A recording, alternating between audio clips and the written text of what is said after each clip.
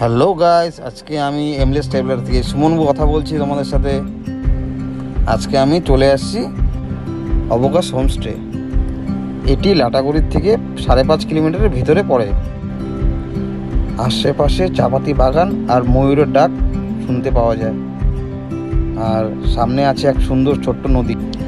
আর তোমরা এই ছোটো ছোটো ঘরগুলো দেখছো, এগুলা রাত্রে খাওয়া দাওয়া করার জন্য খুব ভালো জায়গা। আর এটা ছিল আমার রুম, আমার রুমটা ছিল খুব নিট অ্যান্ড ক্লিন একদম।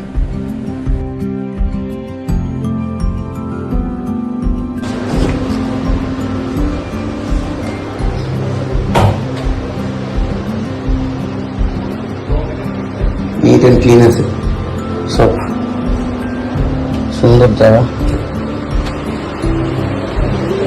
এসি সব আছে। তোমরা দেখো যে ঘরের মধ্যে সুন্দর সুন্দর পেন্টিং করা আছে।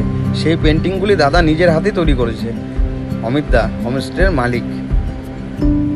আর এই সেই নদীটি খুব সুন্দর, আমরা এখানে স্নানও করেছি। এত নিট ক্লিন জল। লাগাও মুকো, তাকাও এদিকে, তাকাও।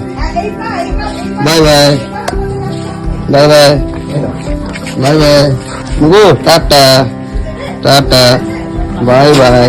চুমকু চুমকু চুমকু।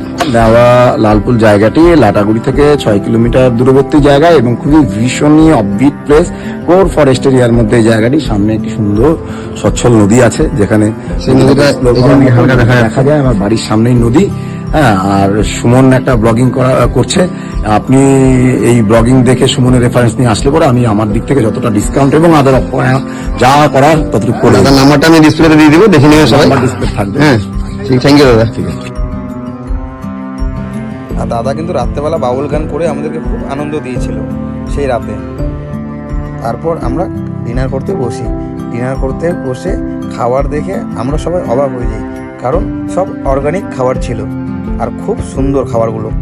আর এই হোমস্টে সবাই খুব ভালো। এই বলে শেষ করলাম, নমস্কার।